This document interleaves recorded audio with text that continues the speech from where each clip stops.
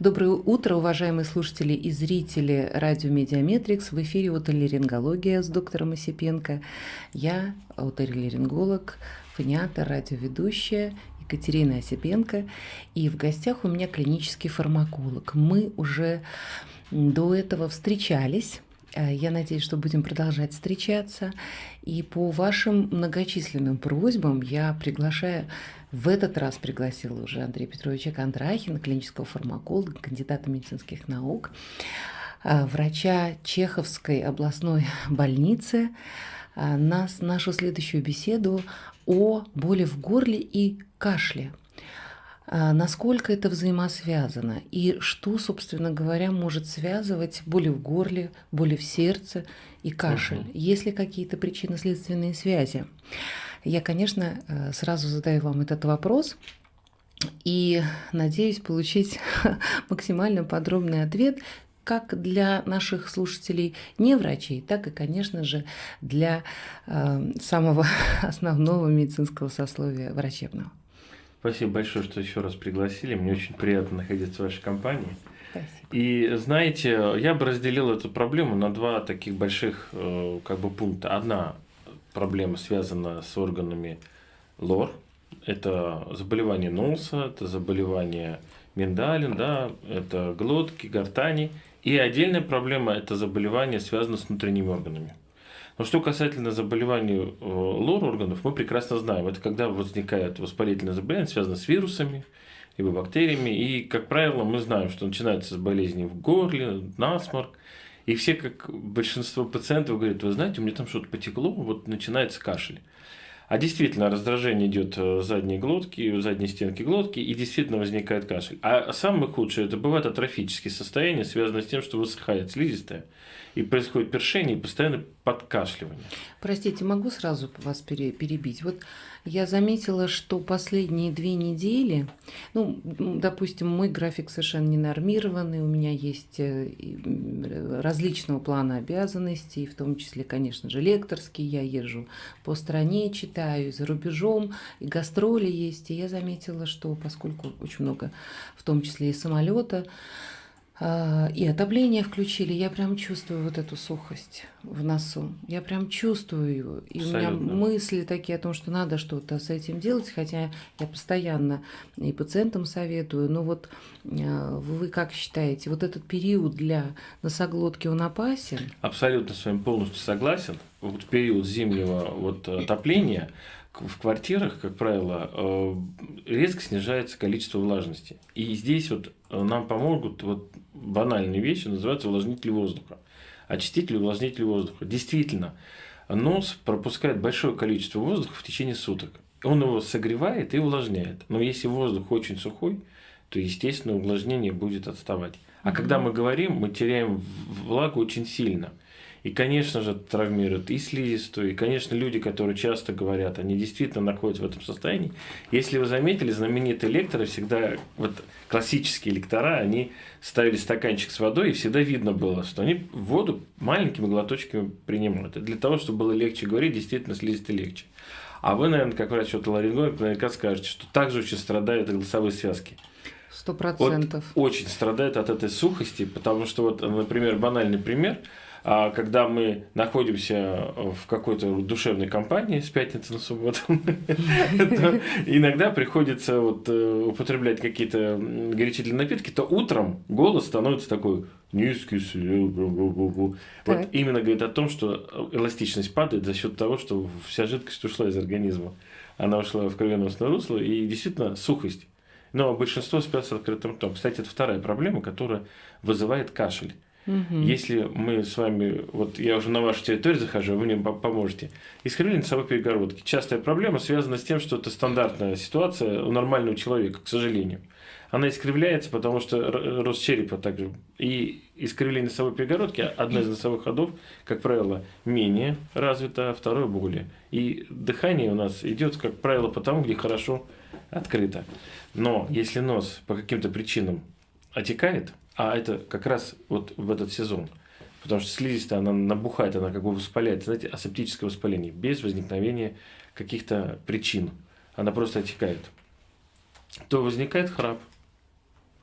А вот храп, он как раз дает вот это вот постоянное ощущение раздражения как раз задней стенки глотки и постоянное першение, и это приводит к храпу и к кашлю, и еще сильнее усугубляет Какой-то, это в общем, состояние. порочный круг. Абсолютно. Но, к сожалению, есть же варианты, когда мы знаем, что у нас есть першение, которое годами, месяцами, пусть, ладно, не годами, но в ряде случаев и годами нельзя ничем компенсировать. То есть сами пациенты уже съели все аптеки, все постилки и так далее. А они были и от отоларингологов, которые им поназначали еще дополнительные препараты, включая еще и антибиотики. И, может быть, даже физиотерапевтические препараты. Но почему-то не компенсируется першение. Вы знаете, это достаточно большая проблема, она уже ближе к проблеме психологии. Я как раз хотел об этом поговорить и в последнюю очередь поставить, потому что для того, чтобы поставить так называемый вот этот психологический кашель, который возникает у людей, знаете, это на самом деле он очень часто видно. Вот есть люди, которые выходят читать лекцию, и все время делают вот этот кашель, он не связан с болезнью органов, он связан именно с психологической проблемой. Вот таким образом организм проявляет себя. И вот здесь стресс проявляет себя, да? Это банальный стресс, и человек, у кого-то возникает тремор, у кого-то там руки трясутся, а вот именно у кого-то возбуждение возвратного нерва, голосового, либо блуждающего, вот такие приводят. Некоторые икать начинают. Ну, такая тоже бывает ситуация очень неприятная. Некоторые падают в обмороки. А некоторые падают в обмороки. Но это проблема, знаете, когда? Это самое последнее, когда вот посмотрел, терапевт посмотрел, кардиолог посмотрел, и все остальные сказали, нет, мы ничего не видим. Тогда-то, но эту проблему тяжело решает. Но на самом деле вот хороший врач, психотерапевт, он этот вопрос решает. И, иногда помогают препараты, которые улучшают общее состояние, ослабляют человека по большому счету. Но, кстати, о препаратах, ведь мы же знаем еще и ряд препаратов, которые сами вызывают это состояние. Более того, не только вызывают подкашливание, но и подкашливание, и кашель, и стойкий кашель. Не говоря уже об охриплости, но сейчас про кашель. У нас в кардиологии произошел, наверное, лет 25 назад большой бум. У нас появились такие препараты, как ингибитор ангиотензин, превращающий ферменты. Известные препараты, энолаприл. Самый, который был наиболее известный, его применяли с большим успехом. А что вообще вот эта группа препаратов делает? Это группа препаратов для лечения гипертонической болезни, и она стабильно это давление контролирует. То есть эти препараты, когда вводились, мы получили очень большой новый класс препаратов. Это был прям прорыв, потому что они улучшали и работу сердца, они улучшали строение миокарда, то есть они давали нам большой такой успех. Но примерно в 5% случаев у некоторых больных накапливался брадикинин. Брадикинин – это такое вещество гормональное, которое вызывало вот этот кашель, именно ночной, и он очень тяжелый. Люди буквально задыхались. Причем связь между лечением сердечной и кашлем сразу не прослеживалась, нужно было набрать статистику, и большинство людей не обращали на это внимания. А это действительно так. Они начинают ходить по врачам. Как может быть, да, лечим сердце, кашляем. Но на самом деле болезни сердца тоже дают кашель. Но вот вернемся если к вопросу об таблетках, то действительно, когда мы применяем такие таблетки вот этой группы, то кашель очень часто, даже прописано уже в инструкции, что мы действительно попадаем вот в это. Есть часть пациентов, которые вот попали в такую ситуацию. У меня дома такая же была проблема. У меня у папы возникла ситуация, когда стал кашель. Но знаете, как все мужчины, они же стараются не обращаться к врачам долгое время. Кашляет и кашляет. А когда к вечеру, вот обычно к ночи, его этот кашель стал душить, мы тогда стали разбираться и просто сменили одну группу препаратов на другую. Бывает банальные. В этой же группе меняешь одно название торговое на другое, и получается хороший Даже эффект. до такой степени. Да, как ни странно. Как это ни странно. Почему? Потому что, вот, например, у меня, как у отоларинголога, этот вопрос тоже всегда беспокоил. И мы зачастую пытаемся, я во всяком случае прям пытаюсь это действительно осуществить, направлять кардиологов с целью коррекции лекарственной терапии. Всё правильно. Хотя многие мне говорят, ну, это практически невозможно, препаратов не так много. Но если вы уже как клинический фармаколог указываете на то, что даже смена торговых марок, при всем при том, что вещество основное остается прежним, может позволить улучшить ситуацию, то, конечно, это уже для меня некоторое облегчение, конечно, и для наших пациентов. Действительно так. Вот если мы выходим к клинической фармакологии, она действительно занимается тем, как взаимодействуют медикаменты внутри организма.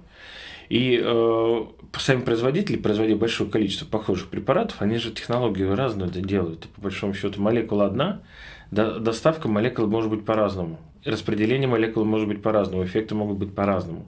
И разные препараты, они вот заканчиваются на прил. Да, вот они сами по себе тоже модифицируются. То есть ИНАП уже давно известен, но уже пришли к другим препаратам, более серьезным, и другое название тоже заканчивается на ил, прил там и так далее. И они действительно меньше дают такой кашель. Самый простой, это вот из этой же группы, рядышком стоящие, это сортаны, препараты, похожие на ингибиторы АПФ, да, вот, но это другая немножко история, они блокируют и рецептор. То есть тут фермент, а там рецептор. Ну, вообще не возникает кашель.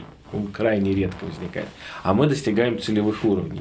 А еще есть такой момент. Вы же прекрасно знаете, что у нас полипрагмазия очень большая. Когда люди принимают от 5 препаратов и выше. Вот вы как раз заметили вот этот момент, когда постилки применяют. Ну, уже доказано, что вообще ничего не работает. И даже Дума пыталась запретить в этом году их продажи. Были такое, помните, дело?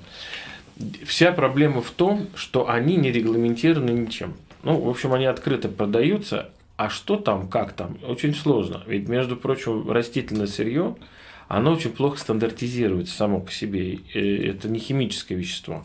Ну, представьте, растение, например, одно росло, очень хорошо поливалось, там у него будет богатый компоненты флавоноидов, алкалоидов и так далее. Или плохо росло, потому что было палящее солнце, оно не накопило их. В одном случае будет большое количество химических элементов, в другом слабое количество химических элементов. А препараты это не называется, это как травяной сбор. Но сам по себе травяной сбор, ну, как любое растительное сырье, может давать аллергическую реакцию, об этом никто не думает. Получается, мы вызываем кашель, который неизвестно, связан ли с воспалением. Он, может быть, воспаление-то убирает, но возникает аллергический компонент на это растительное сырье. Такое тоже нельзя исключать. Это к вопросу о том, что вот иногда применяем это препараты. Если мы используем постилки для рассасывания при боли в горле или осаднениях, першения растительного происхождения или содержащие в себе растительные компоненты плюс к каким-то… Ну, там комбинированные они бывают. Вот здесь вот есть некий элемент опасности, потому что большинство называется БАДы, биологически активная добавка. В отличие от лекарства, оно содержит 30% действующего вещества, не 100, 30. То есть эффект он недостижим, потому что мы не лечим, а немножко улучшаем. Вот в этом есть большая проблема. Они, в общем, помогают на первых порах скрасить ситуацию. Ну, то есть, допустим, если только возникло что-то.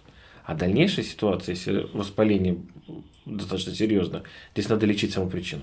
Ну, будем так говорить, что, в принципе, даже такие неконтролируемые врачом вещи надо контролировать, абсолютно. Потому что у пациента может сложиться впечатление. Ну, например, я сейчас сразу на примерах моих пациентов от ларингологического, фониатрического отделения, которые приходят зачастую, пролечившись, поскольку я руковожу отделением фониатрии Федерального центра отоларингологии, соответственно, к нам стекаются люди уже прошедшие, что называется, Крым и Рым. Да.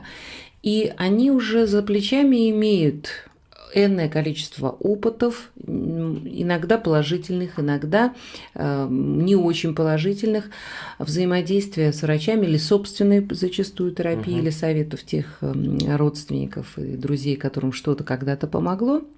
И, естественно, они говорят о том, что мне ничего не помогает подчас, или там я не могу, или тяжело болен. И когда мы начинаем разбирать эту терапию, мы понимаем, что, допустим, что-то было недоназначено, а что-то было назначено, но принято так, что не принесет какого-то эффекта стойкого, потому что не принималась согласно инструкции или вообще сама отменилась. А в третьей ситуации есть препараты, назначенные, или БАДы, назначенные самим пациентом. То есть складывается четкое совершенно впечатление, что пациенты получают информацию о том, что они как бы лечатся, но эта терапия им никак не помогает. Абсолютно верно. Поэтому картина заболевания у этого человека совершенно может быть диаметрально противоположной от того, что на самом деле существует. Абсолютно верно. Потому вот клинические фармакологи это и придумали. А в большинстве случаев назначение препаратов бывает так, что они друг друга либо усиливают эффект, либо его никак нивелируют, и получается, что препарат есть, а ответа нет. Ну, такое очень часто бывает. Вот то, что вы рассказали, вот у меня примеры были, когда лечат, например, ларингит, ну и назначают антибиотики. Ну, позвольте, во-первых, антибиотик... Острый ларингит. Ну, антибиотик туда попасть очень сложно, это раз. Потом я, честно говоря, не представляю бактериальное заболевание, связок, чтобы там возникло острое бактериальное заболевание. Скорее вирусное. Конечно же, вирус. Безусловно, вирус. А вирус – это отек, это воспаление. И здесь применять антибиотики, это вот немного, вот мы возвращаемся к нашей первой передаче, это не совсем правильно.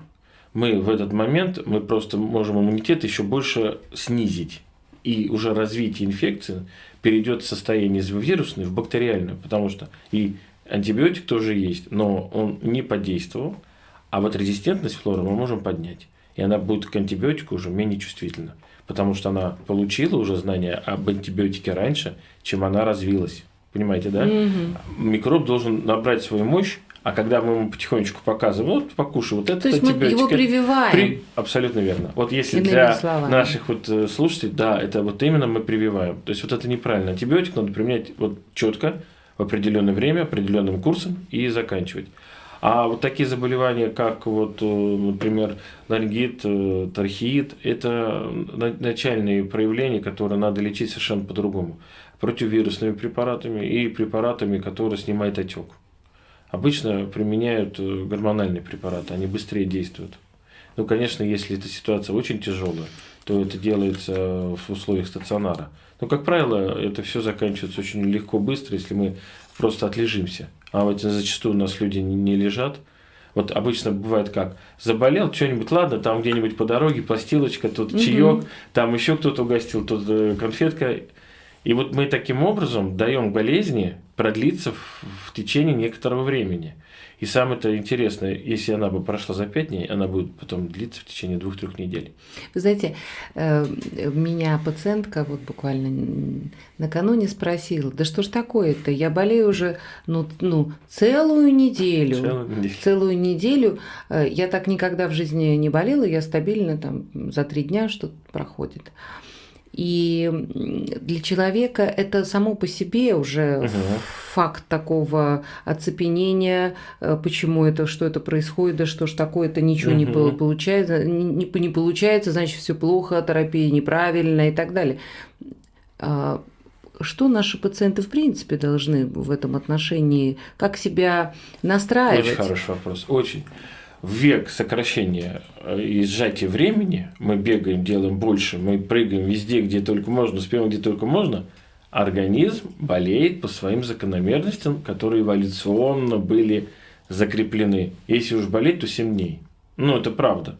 Но не может он быстрее заболеть и быстрее выздороветь. Он болеет так, как надо, потому что иммунный ответ формируется в течение 7-14 дней. Ну, мы раньше не успеваем. Поэтому 7-14 дней – это наше нормальное состояние. Так абсолютно верно. То, что вот она чуть-чуть где-то там поболела и говорит, что легче стало. Но это просто она, во-первых, поймала раньше болезнь. Что мы говорим? Профилактика. Вот это прививка, это профилактика. Я всегда спрашиваю, а что первое было, когда не было антибиотиков? Ведь же люди не умирали, мы же что первое придумали? Все говорят, ну что, ну, прививку первую придумали от оспы. Ее начали прививать. От доярки, которые доили коров, коровья оспа передавалась женщинам, и женщины не заболевали человеческой оспой.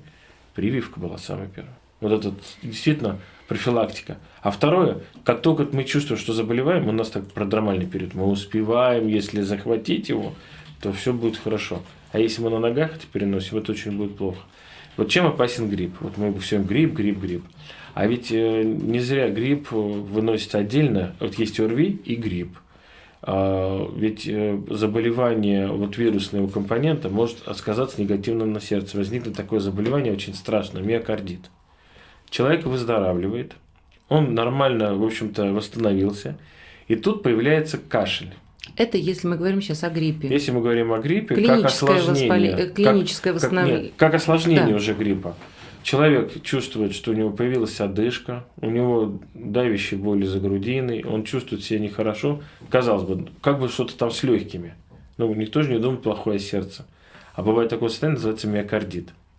И вот этот кашель, он не связан уже именно с воспалением верхних дыхательных путей, а связан с недостаточностью кровообращения. Вот какая неприятная ситуация. И вот этот кашель, он действительно может давать это длительно и постепенно нарастать.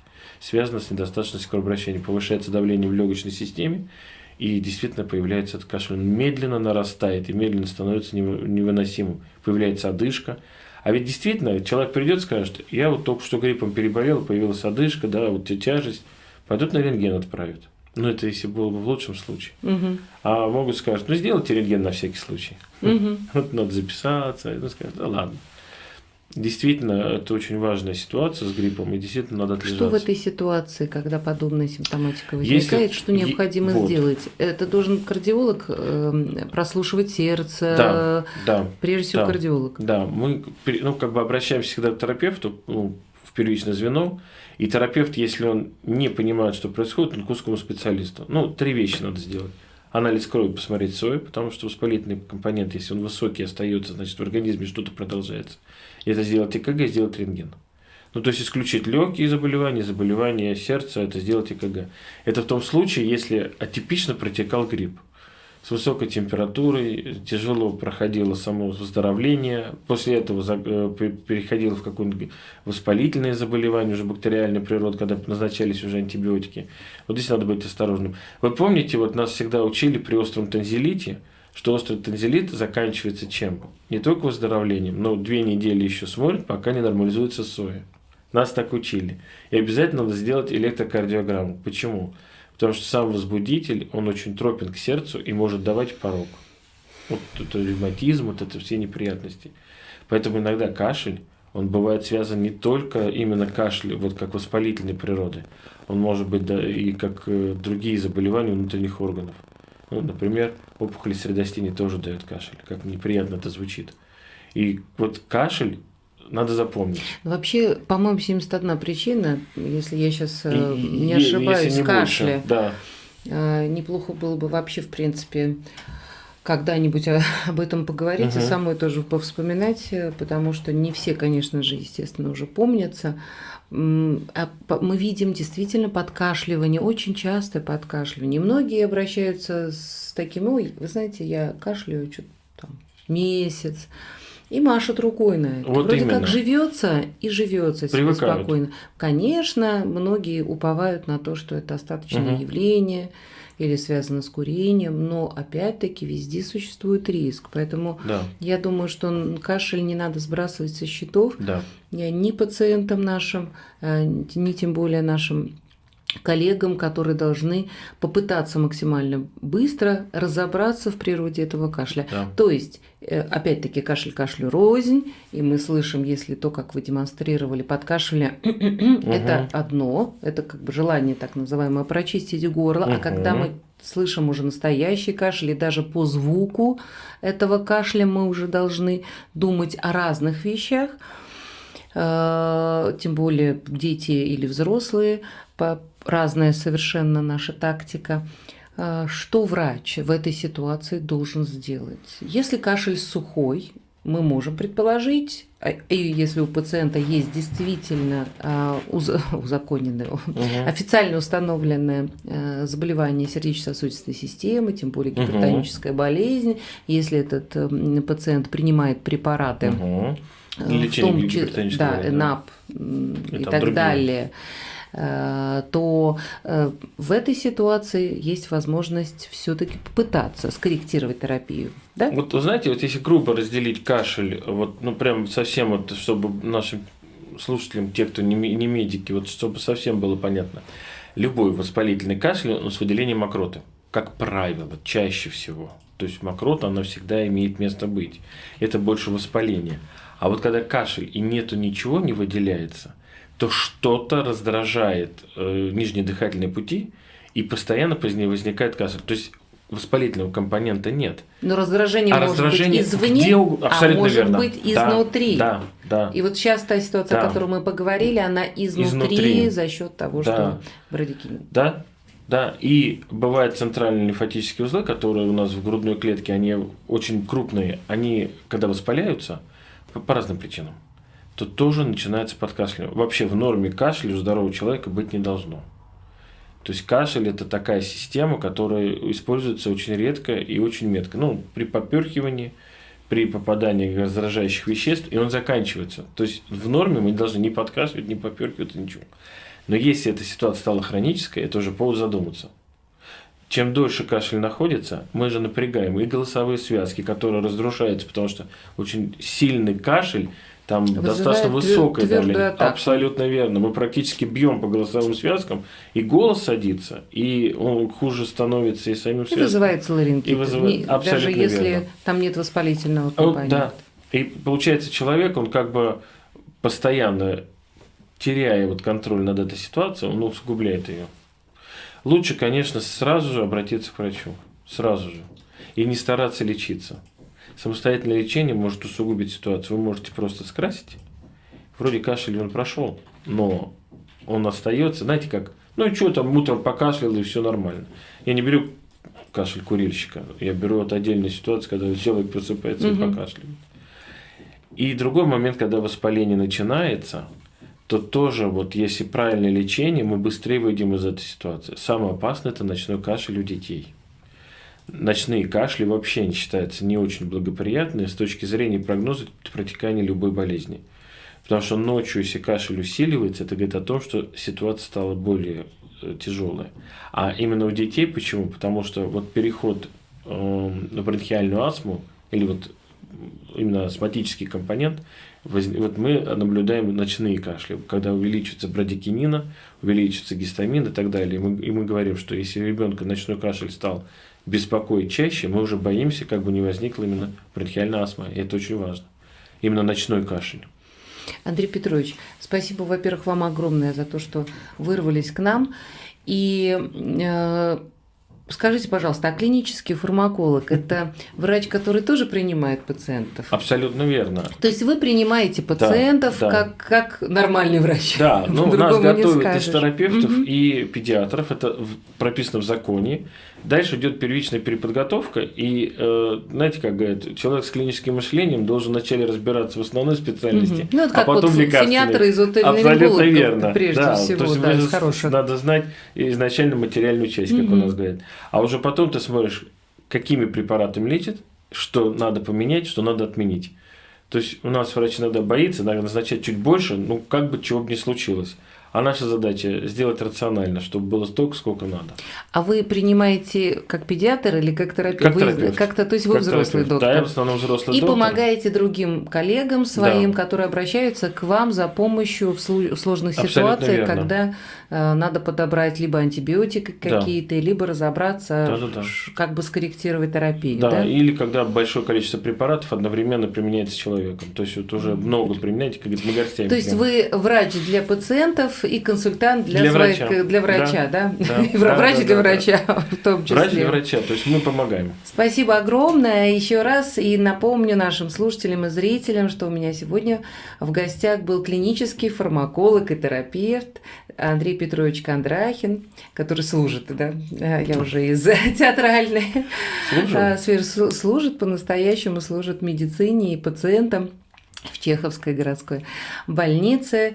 И мы сегодня говорили о природе кашля, который совершенно не связан с воспалением, ну и заодно поговорили о воспалительном, конечно же, происхождении кашля. И я надеюсь, для тех, кто страдает гипертонической болезнью, для тех, кто принимает препараты, связанные с заболеванием сердечно-сосудистой системы, было интересно и вполне возможно, вы что-то узнали из своего опыта в нашем разговоре. Поэтому всего вам доброго, будьте здоровы и счастливы. До новых встреч.